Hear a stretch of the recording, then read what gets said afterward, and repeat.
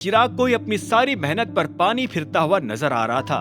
उसे ऐसा लग रहा था कि कहीं अनन्या की नजर में अभिनव की इज्जत बढ़ना शुरू ना हो जाए, इसीलिए उसने कहा, हो सकता है कि यह नकली हो।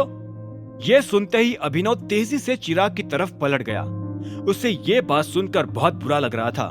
उससे रहा नहीं गया और वो चिराग को बोला, तुमने मुझे अपने जैसा समझा है क्या? तुम्हें ऐसा लगता है कि मैं तुम्हारी तरह नकली चीज लेकर आऊंगा? ये क्या बकवास कर रहे हो? इतने में अनन्या ने अभिनव पर चिल्लाते हुए कहा।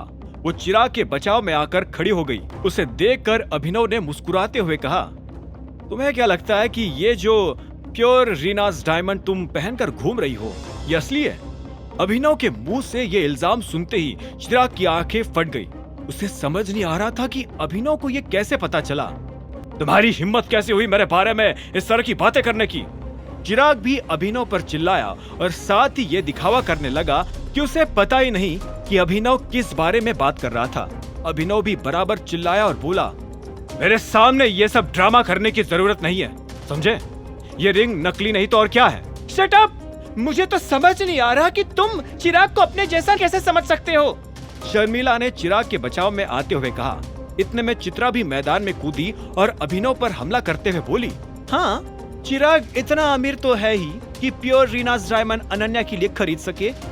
हरदेव ने चित्रा की तरफ देखा और बोला, क्या चिराग ने अनन्या के लिए प्योर? इससे पहले कि हरदेव अपनी बात पूरी कर पाते, अनन्या ने बीच में कहा, हाँ दादू, वो भी मेरे बर्थडे पर। ये सुनते ही हरदेव मुस्कुराने लगे। उनकी आंखें देखकर ही समझ आ रहा था कि वो कितने संतुष्ट है।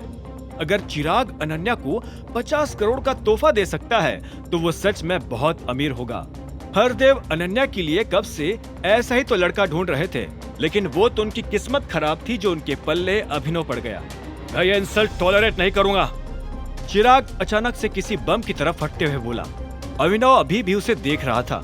उसने शांति से कहा, अच्छा तो सबूत दिखा दूं, उसकी बात करोगे? ये सुनते ही शर्मिला भभक उठी और बोली, शट अप! तुम हमारे गेस्ट की इस तरह से इंसल्ट कैसे कर सकते हो? एक रख कर दूंगी ना। शर्मिला शांत हो जाओ। इतने में राजीव बीच में आया और बात को संभालने की कोशिश करने लगा, लेकिन तब तक काफी देर हो चुकी थी। सब लोग अभिनव को खरी खोटी सुनाना शुरू कर चुके थे। ये तो साफ बदतमीजी है। अभिनव को इस चीज के लिए माफी मांगनी चाहिए। हाँ, इसे सॉरी बोलना पड़ेगा। दीवा ने भी कड़कते सुर में कहा। वो चिराग की बेइज्जती बर्दाश्त नहीं कर सकती थी, क्योंकि ना जाने कितने सालों से उसकी नजर चिराग पर टिकी हुई थी। अभिनव को इन सब लोगों की बातों पर विश्वास नहीं हो रहा था। वो जानता था कि दुनिया झूठी है, लेकिन इतनी, ये उसे आज पता चला। लेकिन ऐसा नहीं था कि अभिनव इस चीज के लिए तैयार नहीं था।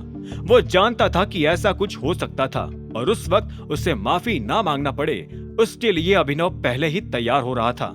अगर आप लोग चाहो तो मैं आपको सबूत दिखा सकता हूँ। हम लोग रिंग शेकर को बुला लेते हैं। यह सुनते ही चिराग के दिल को धक्का लगा।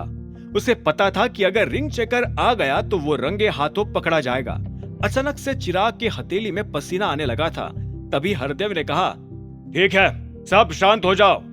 उनकी बात सुनते ही सब शांत हुए और हरदेव ने अभिनव से पूछा, तुम्हें ये घड़ी खरीदने के पैसे कहाँ से मिले?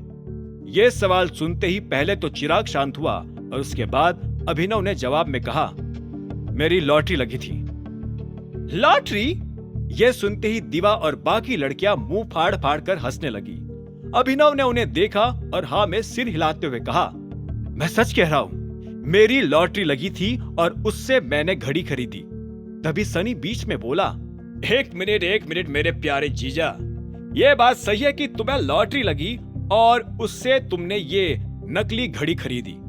सनी की बात सुनते ही सब लोग हंसने लगे। सनी की बात में शर्मिला ने अपनी बात जोड़ते हुए कहा, हाँ, वैसे भी तुम इस जन्म में तो असली घड़ी नहीं खरीद सकते, पर नकली खरीदी वो भी बड़ी बात है। इसकी तो नकली घड़ी भी काफी महंगी आती है। हाँ, कम से कम 50 लाख की, चित्रा ने कहा।